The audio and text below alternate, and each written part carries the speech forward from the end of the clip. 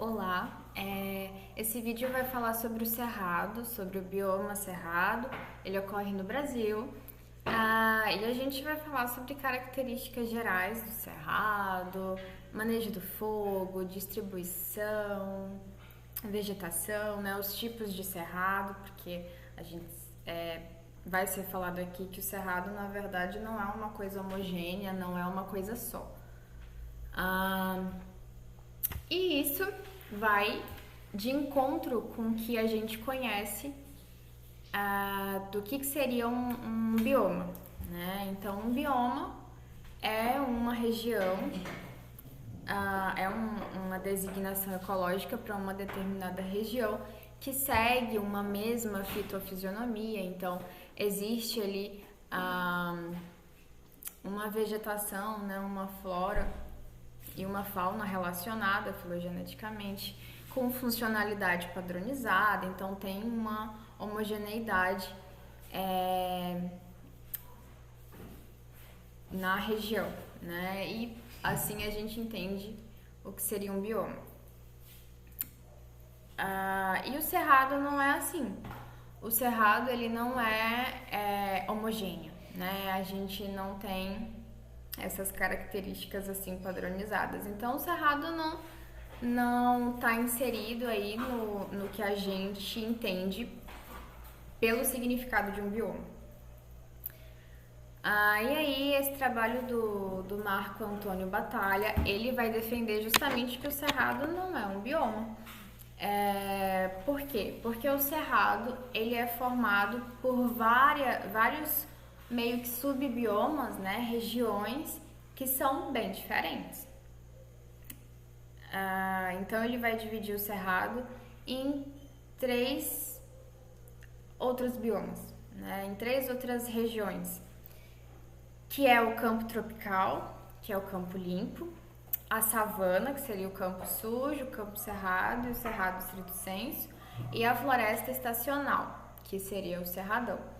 Então, o autor divide o que seria o que a gente conhece como bioma, que seria o bioma cerrado, em três biomas diferentes que incluem uma fitofisionomia, funcionalidades para aquela região, e sim, naquela região é tudo homogêneo.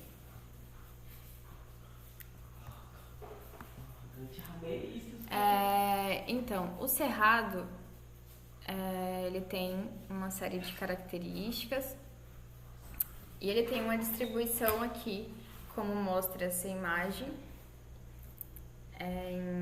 nessa cor amarelada, né, meio queimada, pelos estados de Minas Gerais, Goiás, Bahia, Mato Grosso. Então, Piauí tem uma distribuição assim muito ampla, né?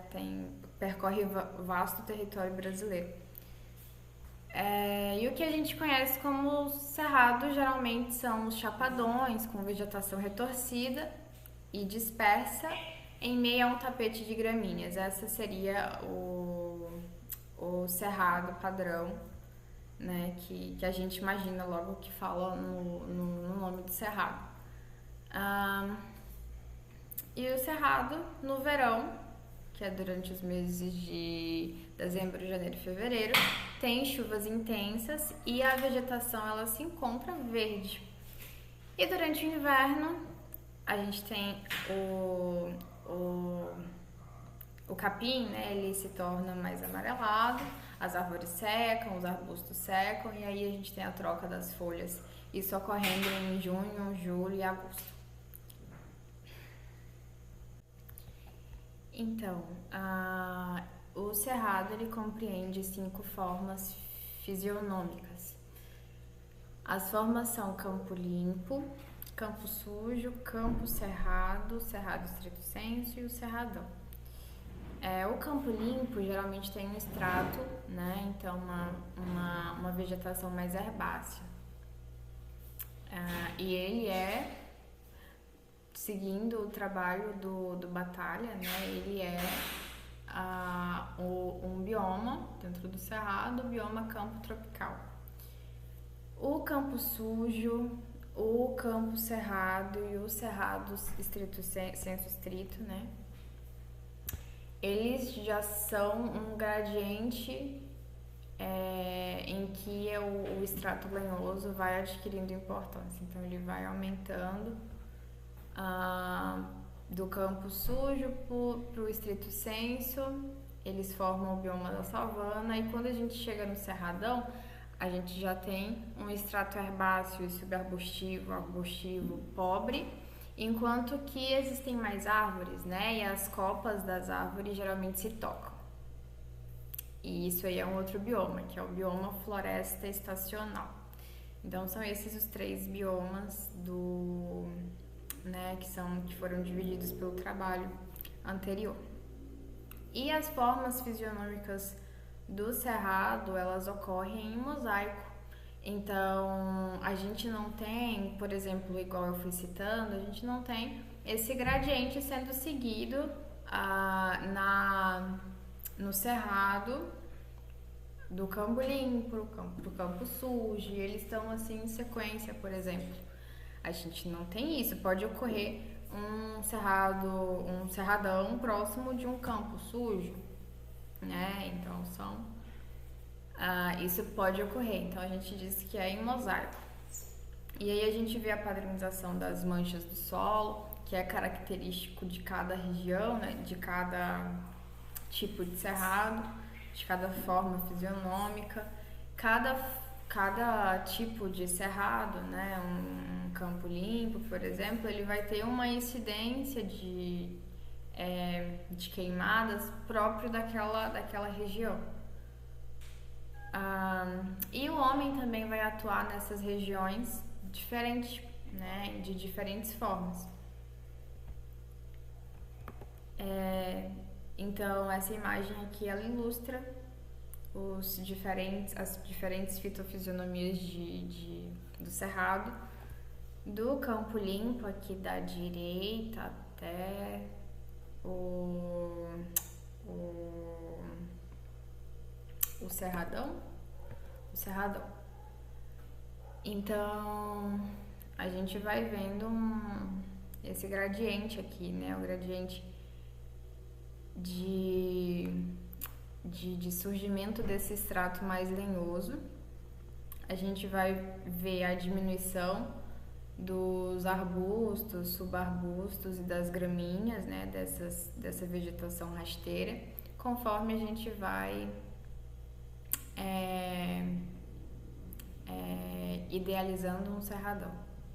Então, esse é um gradiente que a gente observa, né, colocando essas fitofisionomias nessa ordem. Então, um campo limpo, um campo mais sujo, tem arbustos, né, já tem uma vegetação herbácea subarbustiva. No campo cerrado, no cerrado estrito senso, a gente já tem arbustos, né? E aí a gente observa a diminuição dessa vegetação rasteira, dessas gramíneas. E aí começa a aparecer as árvores, né, de maiores portes e que vão ganhando lenhos cada vez maiores. Podem ocorrer outras formações vegetais, fisionomias completamente diferentes no meio do cerrado, assim como ocorre em outros biomas.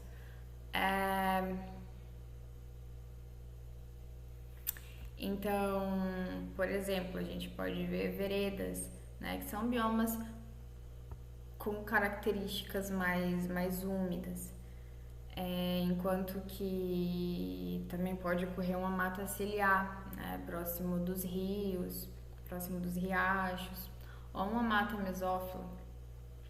Então, essas regiões são interessantes porque o cerrado ele queima.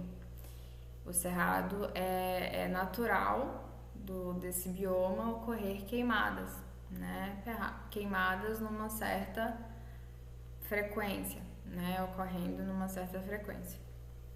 E ela pode ser causada pelo homem, por ações antrópicas, por acidentes ou naturalmente. E essas regiões são regiões interessantes para que os animais, para que a fauna se proteja das queimadas. E a importância do cerrado, né? O cerrado é enorme, então a dimensão do cerrado ela ela pega e ocupa 20% de todo o território do Brasil. Isso dá 3 Franças, dá 6 Itálias e mais 40 Holandas. Isso é bastante coisa.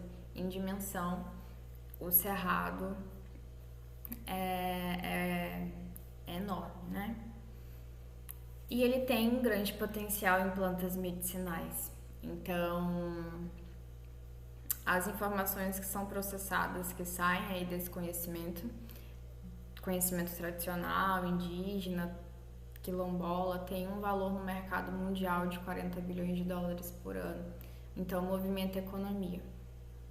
E a diversidade biológica que existe relacionada ao cerrado. Somente as florestas tropicais úmidas, então a Amazônia, a Mata Atlântica, tem maior número de espécies vegetais do que o cerrado. Então, o cerrado só está atrás dessas duas, desses dois biomas.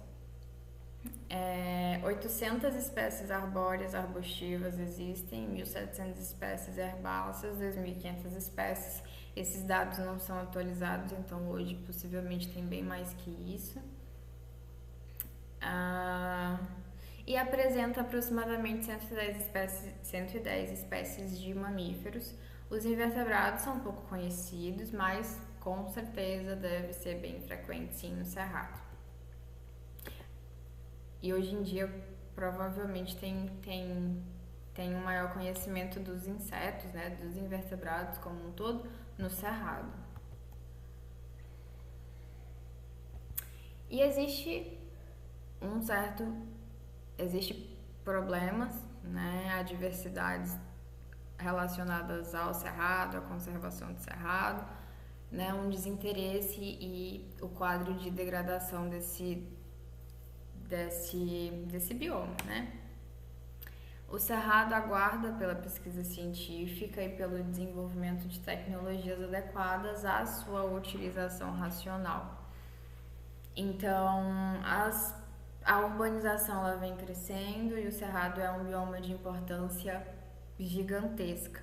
O que cabe a nós, a comunidade científica, é avaliar como que o Cerrado ele pode ser utilizado por nós, mas visando um grau de sustentabilidade, né? Um certo cuidado com esse espaço tão importante. Mas a gente está passando, né? Vários biomas estão sendo degradados, perdidos, existe um desinteresse, existe, né? Sempre existiu.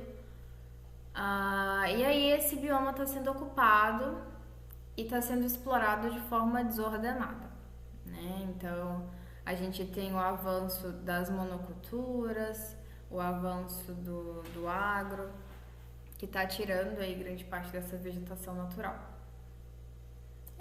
O Cerrado está sendo devastado mais do que a Amazônia. Somente 1,5% da área está protegida em unidades de conservação. Provavelmente, atualmente, esse número deve ter aumentado, mas se aumentou, deve ter sido muito pouco. 36% da cobertura vegetal primitiva foi perdida, 7% sobrevive com sua paisagem natural intocado, que é pouquíssimo. E o Cerrado perde 50 toneladas por ano de hectare de terra fértil em consequência da erosão, da degradação do solo, da erosão. É urgente incrementar sua proteção, então parques nacionais, reservas biológicas, estações ecológicas, unidades de proteção, como essas mencionadas, são importantes. Então elas devem ser cada vez mais adicionadas aí ao bioma e elas devem ser também monitoradas, né? Então existe essa necessidade, essa dupla necessidade de implantação dessas zonas de proteção e monitoramento posterior, né? Porque tudo ali tem que ser manejado, tem que ser administrado.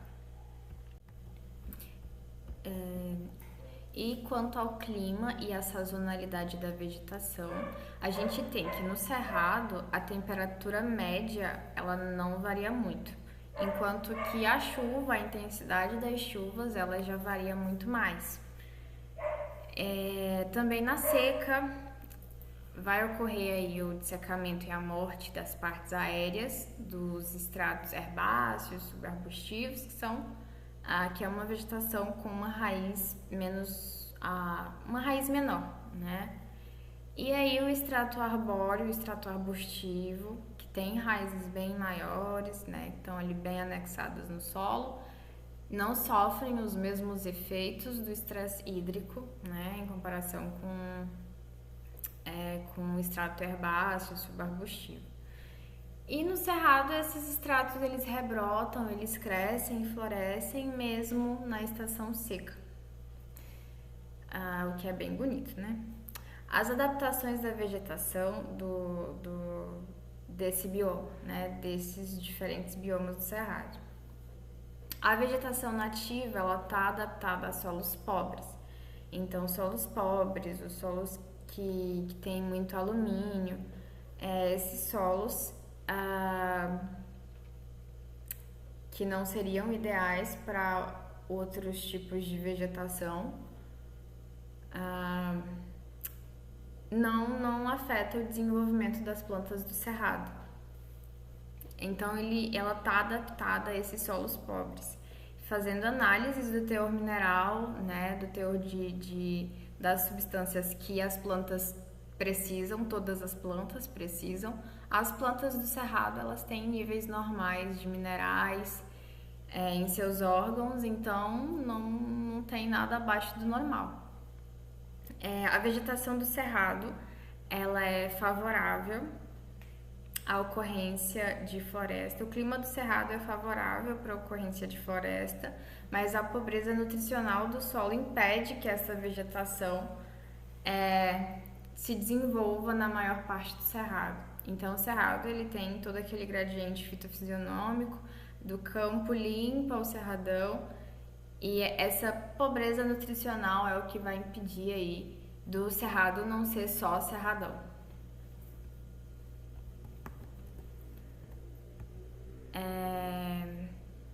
Quanto à ocupação da terra, até algumas décadas atrás o cerrado não tinha muito valor comercial, justamente por conta dessa baixa fertilidade do solo.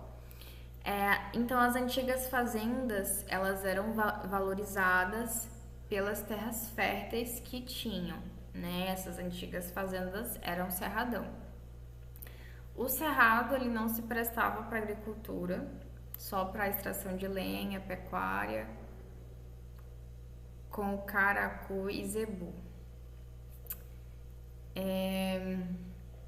E aí o que aconteceu, né? Com as pesquisas agronômicas, o desenvolvimento científico das indústrias, dos fertilizantes, de todas essas coisas, o cerrado passou então a ter uma maior procura dentro nesse contexto aí nesse contexto comercial. Então o cerrado, com o surgimento dessas tecnologias, desse boom no agro, né? Então ele passou a ter mais interesse econômico. Porque a terra era barata, a extensão permitia grandes propriedades, era facilmente mecanizável e muitas vezes era próximo aos centros de consumidores. Então tem todas essas características aí. E quanto à produção agrícola do Cerrado, a contribuição agropecuária do Cerrado em relação à produção nacional é de 41% de soja, quase metade, 28% do café, 23% do milho, 20% do feijão, 20% do algodão e 44% do rebanho bovino em número de cabeças. Então, assim, economicamente, o Cerrado ele tem um valor bem grande para o Brasil. E aí os vilões do Cerrado, né? Então o autor coloca algumas coisas que seriam que degradam o Cerrado, mas são coisas bem um tanto genéricas, né, que caberiam para outros biomas. Os fazendeiros que utilizam o fogo para limpar o terreno e renovar a pastagem, né, então sem conhecimento prévio, fazem esse manejo do fogo. Empresas mineradoras que destroem a paisagem e poluem os rios. São coisas assim gerais, né? As carvoarias e cerâmicas que derrubam as árvores da região. E por aí vai. Então essas coisas seriam, elas degradam, né, o bioma. E quanto ao fogo, né? O fogo é bem ele está bastante relacionado ao cerrado.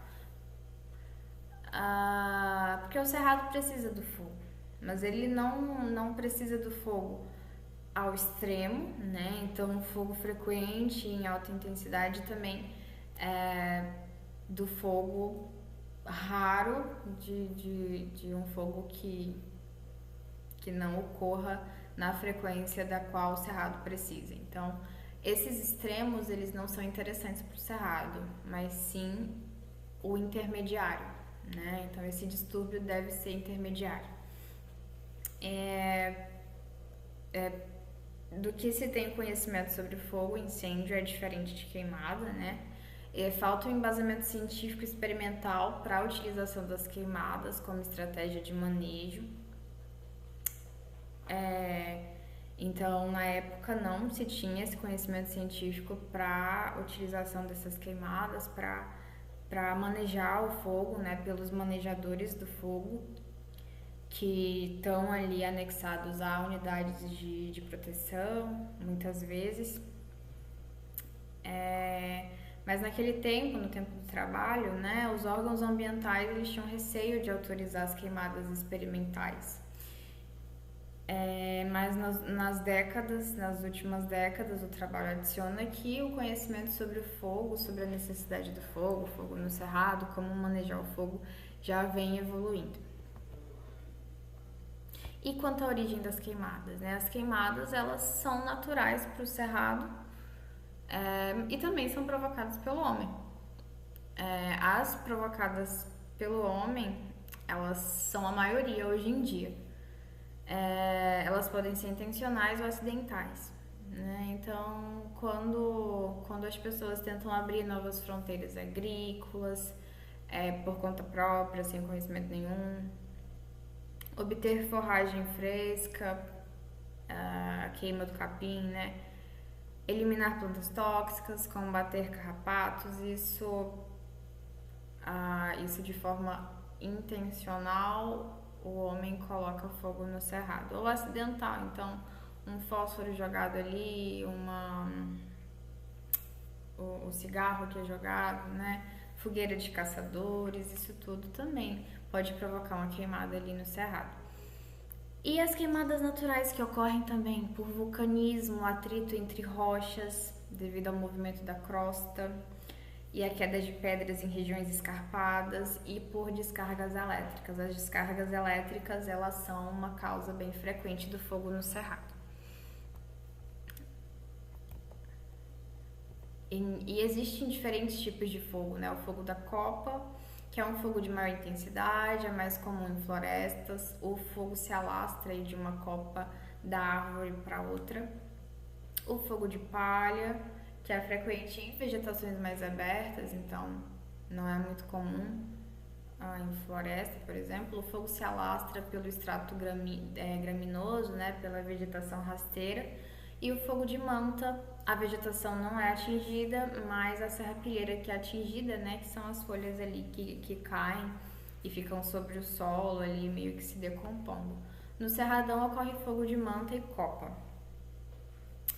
Então, no cerradão a gente tem esses dois tipos, enquanto que nos outros tipos, só o fogo de palha, que é esse fogo aí na vegetação rasteira. E o fogo tem muita influência do vento, né? O fogo que queima aí na direção do vento, as chamas são rápidas, mas o efeito é menos intenso. Então, para se alastrar é rápido, só que o efeito do fogo, a intensidade é baixa. E um fogo contra o vento queima lentamente, mas queima intensamente, né? Então a temperatura é mais elevada. O regime de queimadas, o Cerrado tem ele tem uma cronologia, né, um tempo certo para a incidência dessas queimadas, tem uma frequência correta e uma época correta para isso. Então, para um ecossistema, algo que queima a cada 10 anos não equivale à mesma coisa que queima a cada um ano, né? Então é diferente, a frequência influencia, então. E a época também, ela é extremamente importante para que se ocorra as queimadas, né? Porque, por exemplo, quando ocorre queimadas, quando, por exemplo, a gente tem... Quando as plantas não dispersaram suas sementes, então não houve dispersão, por exemplo, a gente tem uma perda muito grande. Então, depois desse momento, seria interessante a vinda do fogo, né? Tanto que existem sementes que só são que estão em estado ali de dormência, né? E só são meio que despertadas aí pelas queimadas. Então, existe uma época e uma frequência certa. E o fogo, ele promove a remineralização da biomassa e transfere os nutrientes existentes nessa biomassa para a superfície, na forma de cinzas, né? Então as cinzas, elas conservam ali uma matéria interessante que vai ser utilizada pelos estratos herbáceos, né, arbustivos, subarbustivos, porque essas cinzas, elas não adentram profundamente o solo, elas adentram em uma certa região superficial, né, ali de 20, 30 centímetros.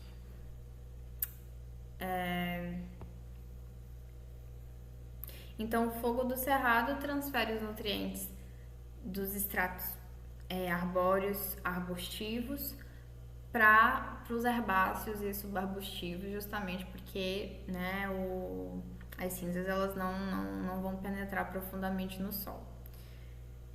Isso explica porque as queimadas frequentes abrem formas mais densas do cerrado, transformando em campos sujos ou campos limpos. Mas os nutrientes ali que são queimados, né, a matéria ali que é queimada, os nutrientes dessa matéria podem ter destinos diferentes. Então eles não vão se transformar, não vão ser a cinza ali que vai nutrir o extrato herbáceo, arbustivo. Muito desses nutrientes, por exemplo, eles se perdem na atmosfera durante a queimada. Então, do nitrogênio que existem nos vegetais, 95% é perdido para a atmosfera. Do fósforo, 51%, do cálcio, 52%, do enxofre, 59%. Então, grande parte dessa matéria é perdida e ela fica na atmosfera, levada pelos ventos. E ela vai voltar para os solos, né? Esse nutriente todo vai decantar no intervalo de mais ou menos 3 anos. Então, demora, né? Então, tem esse certo intervalo.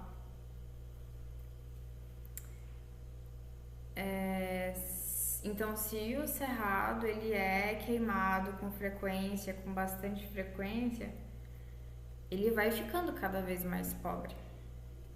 Ele vai ficando, o solo vai se enfraquecendo cada vez mais. Porque tem que ser dado esse intervalo, né? Esse tempo, porque grande parte dos nutrientes, ele, depois de uma queimada, ele está na atmosfera e ele vai demorar para decantar, para que isso seja recuperado. Então, tem um tempo de recuperação.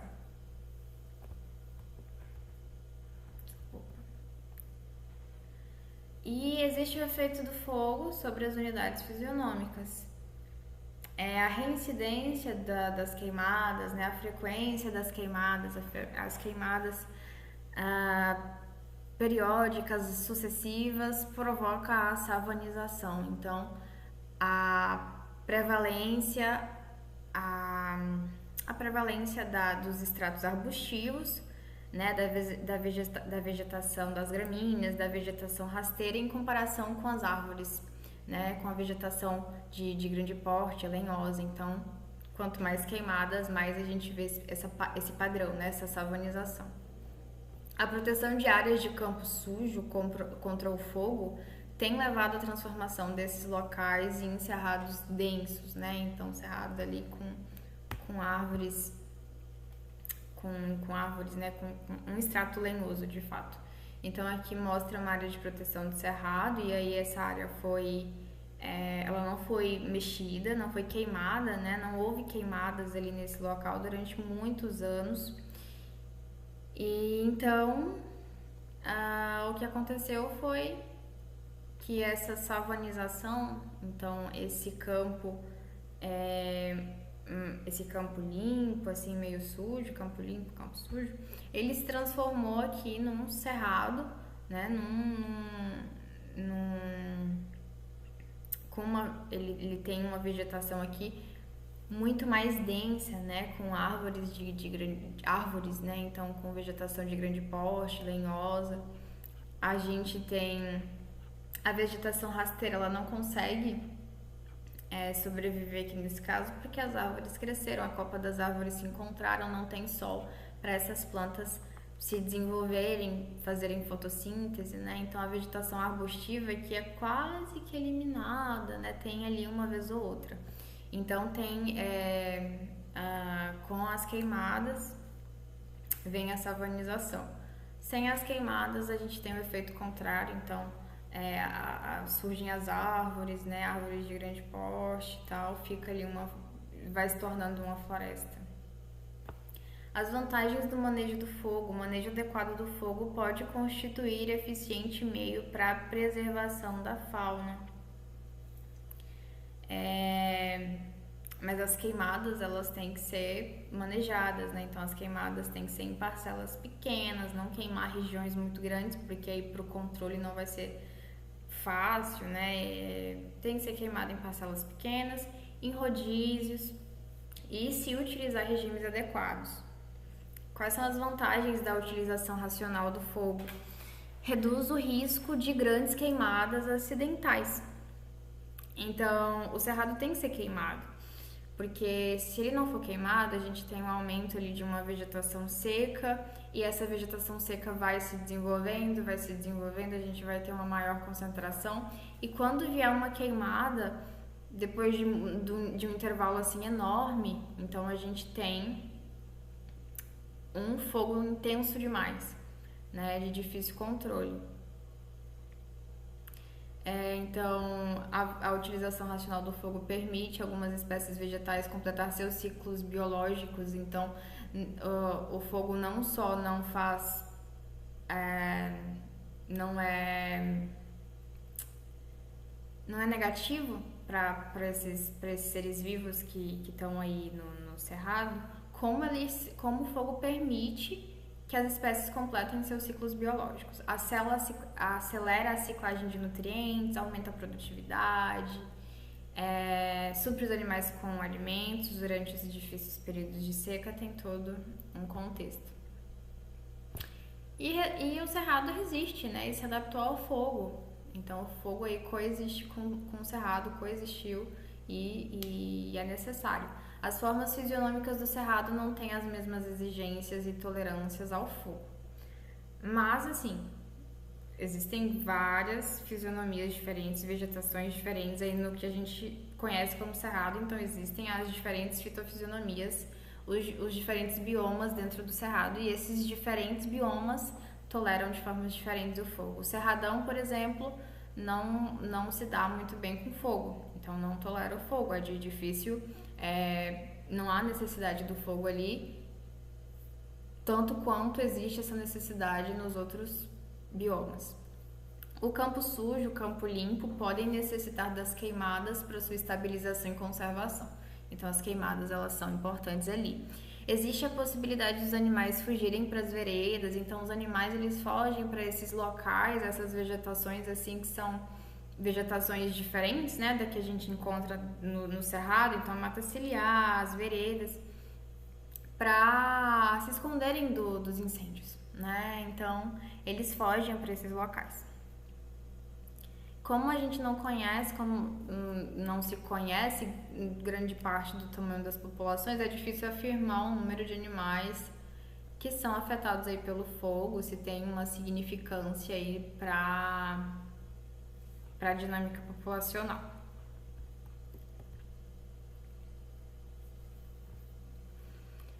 O desafio que a ciência tem para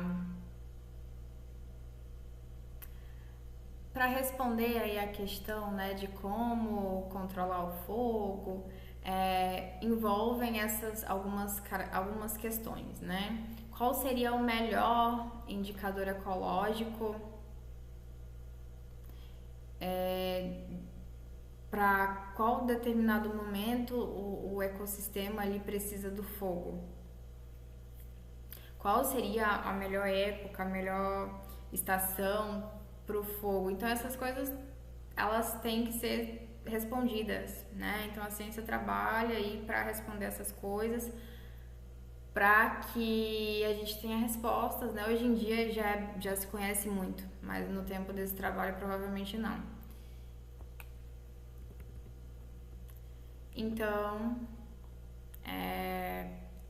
isso está evoluindo. Isso foi tirado aí desse trabalho sobre o cerrado, sobre a conservação do cerrado. Então, o vídeo foi sobre o cerrado, né? A gente falou sobre características do cerrado, a importância desse bioma, como esse bioma está sendo atingido, afetado negativamente, quais são as estratégias para a conservação desse bioma, né, os planos que existem. A gente não falou dos planos exatamente, mas falou do que é natural para o cerrado, o que tem que acontecer, né? Então falou sobre a conservação desse local e é sobre a importância. Então, obrigada.